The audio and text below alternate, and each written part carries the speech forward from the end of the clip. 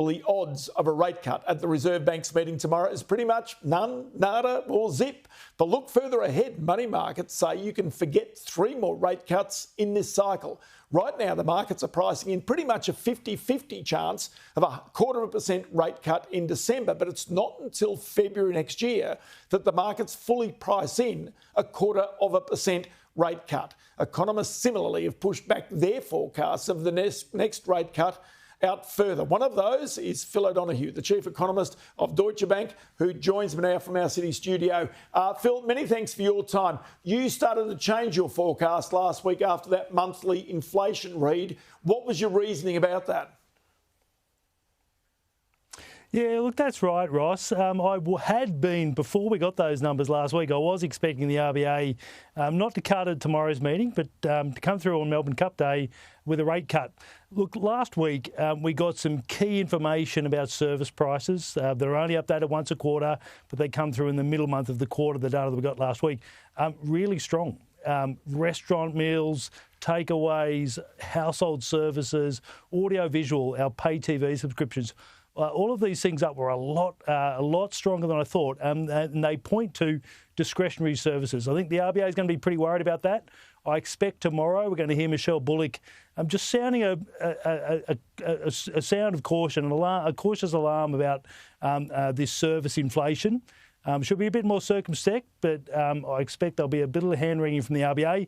I think we can still expect cuts, so I think maybe this will prove transitory. But I don't see any more cuts this year. I think February next year might be the first opportunity for a cut from the RBA. But isn't there some irony here? And that is the expectation of interest rate cuts has probably sent some people on a bit of a spending spree in anticipation that things were going to feel a little bit easier at the back end of this year. Yeah, look, I think we can see evidence of that. You know, we first rate cut came through in February. We had really strong household consumption growth, stronger than I expected, stronger than the RBA expected in the second quarter of this year, up 0.9%. That's very strong.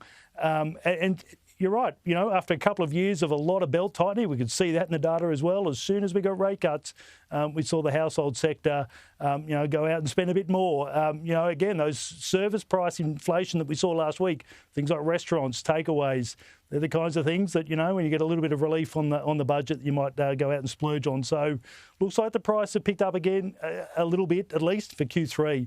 The question is just, Q4, do we see the same thing? Q1 next year? If we do, I think that's going to be really problematic for the RBA. Look, I don't think we will, but just enough there to get them cautious for the rest of this year. Just take a little bit of the heat out, a little bit of the enthusiasm after those few rate cuts, and just see where we're sitting early next year. The thing the Reserve Bank will be worried about will be an outbreak of inflation. But it also, given the fact that household or private consumption is 50% of our economy, then surely that consumption means the economy starts to pick up. So that means more money for the government, technically, because there's more company taxes. But it doesn't necessarily, in of itself, mean that there's going to be more inflation. That's something the Reserve Bank might be worried about, but it doesn't necessarily prove that it's going to actually occur. Yeah, no, that's exactly right. And this is the narrow path that the RBA have been telling us that they're trying to navigate. It's very, very difficult for them, of course, to just see where we land. We don't know where the neutral cash rate is. We don't know where the natural rate of unemployment is. I'm not going to bore your viewers with the details on these things. They're really important for the RBA. They're really important for economists. And we just don't know where they sit. So you're absolutely right. Rate cuts will see better consumption. How that maps into inflation is really the unknown question. That's what the RBA are trying to navigate. We have a 2 to 3% target. We managed that very, very well for 30 years. Post-COVID, not so much. Australia, like many other countries, we saw this big inflation surge. Last week, Michelle Bullock spoke.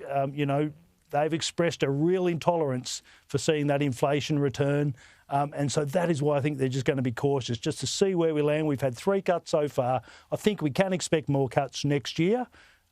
Unfortunately, I think we're just going to have to wait a little while, a little bit longer before we see further cuts from here. I'll tell you what, it is always good to get your insight, Phil O'Donoghue, because, as I say, it's going to be very interesting to see what the Reserve Bank comes out with tomorrow. That press conference from Michelle Bullock, which is at 3:30, I think it is, tomorrow afternoon. An hour after that decision, we'll have it live here on Sky. Many thanks for your time. Good speaking with you, Ross.